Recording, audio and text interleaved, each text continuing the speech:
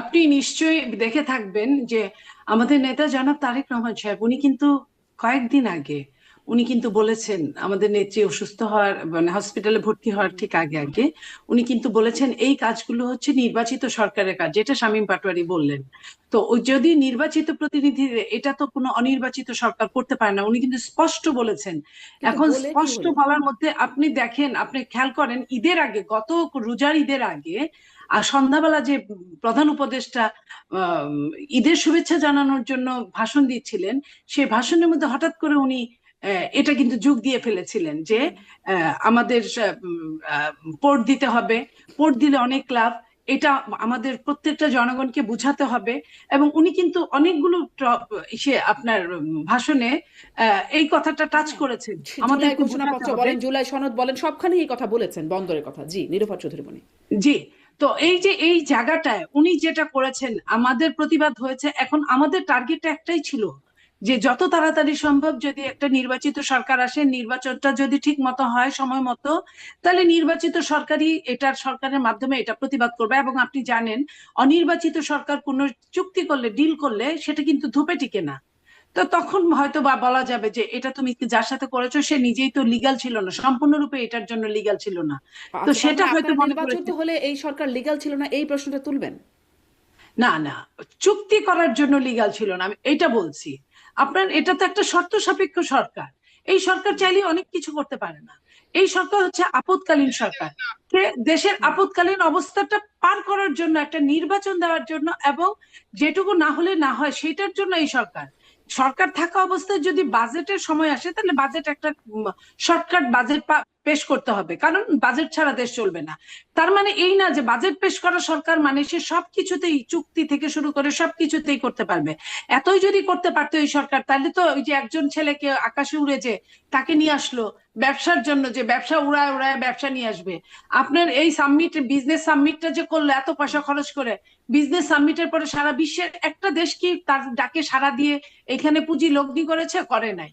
কারণ কোন অনির্বাচিত সরকারের আন্ডারে কোন দেশ, কোন জাতি, কোন এই দেশেরও বড় কোনো ব্যবসায়ী পুঁজি লগ্নি করতে পারে না, করে না। কারণ ব্যবসায়ীরা নিজেদের নিজেদের বুঝটা সবাই বুঝে, ব্যবসায়ীরা আরো বেশি বুঝে কিন্তু যে এই নিজেদের কয় টাকা বুঝটা পুঁজি খাটালে বুঝেই, কয় টাকা এই আসবে। নিজেদের বুঝটা বুঝেই তো নীলুফার চৌধুরী মানে অন্য দেশগুলো চুক্তি করলো বন্দরের জন্য বা এনডিএ সাইন করলো। পরবর্তীতে আপনারা ক্ষমতায় এসে বলবেন যে এটা লিগ্যাল না, তারা মেনে নেবে? না না, আমরা তো বলবোই, আমরা যদি আসি তাহলে তো আমরা বলবোই। আমাদের নেতা তো ইন দ্য মিন টাইম বলে ফেলেছে যে এটা তো সরকার, এটা আপনার কি বলে নির্বাচিত সরকারের কাজ, অনির্বাচিত সরকারের কাজ না। সেইখানে এটা বললে একটা কিন্তু ক্লু রেখে গেলেন উনি। তো এখন যেটা বলছি, আবারও আসি আগের জায়গায়, এই কারণগুলোর জন্যই তো একটা দুর্বল সরকার দরকার এই দেশে। দুর্বল সরকারকে যেন চাপ দেওয়ার আগেই সবকিছু দিয়ে দেয়। আপনার সবল আগের যেমন ধরেন নির্বাচন নিশিরাতে হয়েছে, আপনার আমি দামি নির্বাচন হয়েছে, বিনা ভোটের নির্বাচন হয়েছে, ওই সরকার কি বলেছিল ইন্ডিয়াকে গিয়া, ভারতকে গিয়ে বলেছিল ভারত সরকারকে যে ভারতকে যা দিয়েছে আজীবন মনে রাখবে। ভারতের সঙ্গে বাংলাদেশের সম্পর্কে কি স্বামী স্ত্রীর সম্পর্ক। সেই দিনও কিন্তু সঠিকভাবে ভোট হলে কিন্তু এই সরকার বলতো না, যেটা শহীদ প্রেসিডেন্ট জিয়া রহমান বলছিলেন যে বিদেশে আমাদের বন্ধু আছে কিন্তু প্রভু নাই। তো এই যে এই জিনিসগুলো পরবর্তীতে পরবর্তীতে ফ্যাসিস্টের পররাষ্ট্রমন্ত্রী কি বলেছে, আমাদের সঙ্গে সম্পর্ক স্বামী স্ত্রীর সম্পর্ক, কখনো এটা বলতে পারে? পারে না। কিন্তু এটা বুঝতে হবে যে দুর্বলতাটা কতটুকু সরকার। আবার ওই দুর্বল সরকার, আমি দামি সরকার কিন্তু এটাও বলেছে, আমি তার পক্ষেও বলবো, এটাও বলেছে যে আমি যদি সেন্ট মার্টিনে রাজি হতাম আমি আরেকবার থাকতাম। তার কথাটার যৌক্তিক আমি জায়গাটা উপস্থাপন করি। সেটা হলো যে বিদেশিরা যারা বাংলাদেশ নিয়ে খেলাধুলা করছে, তাদের কিন্তু বাংলাদেশে কে থাকলো, শামীম পাটোয়ারি থাকলো না নীলুফার চৌধুরী মনি থাকলো না শারমিন থাকলো, ওই নিয়ে তাদের মাথা ব্যথা নাই। তাদের মাথা ব্যথা তাদের কতটুকু লাভ হলো, সেই লাভ নিয়ে তাদের মাথা ব্যথায়। যেটা ফ্যাসিস্ট সরকার বলছে 15.5 বছর যদি ফ্যাসিস্টকে তারা গলদঘরণ করতে পারে, তাহলে কেন পরের বার কেন করলো না? এই কারণে হয়তো বা তাদের ভাগে যুগে মিলে নাই, এই কারণে হতে পারে। তো এই যে এই জায়গাটায় আমি বলবো যে যারা এই মুহূর্তের গিনিপিগ, বিশ্বের সবচেয়ে ন্যারো মাইন্ডের গিনিপিগ, তারা তো চাহিবা মাত্র যে টাকায় লেখা থাকে না বাঘকে দিতে বাধ্য থাকিবে, তারা কিন্তু চাহিবা মাত্র বাংলাদেশকে দিতে বাধ্য থাকিবে। ওই মুসলেকা দিয়েই কিন্তু তারা আসছে। নইলে আপনি দেখেন একটা সরকারে 18-20 জন যদি বিদেশি নাগরিক হয়, তাহলে সেই সরকারটা চলে কিভাবে? সেই সরকারটা দেশের স্বার্থ কি নিয়ে চিন্তা করবে?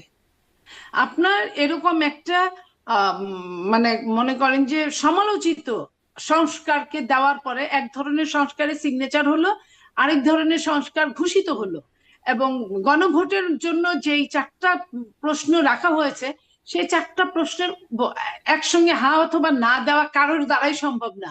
সেইখানে এরকম কাজগুলো করা হলো যে তাকে চার্জ করা তো দূরের কথা, বরং তাকে প্রমোশন দিয়ে অ্যাডভাইজার বানানো হলো। এই যে দেশটা, তাহলে কিসের উপরে এই দেশটা চলছে? এই জায়গাটায় আমরা কেউ আসতে পারি না।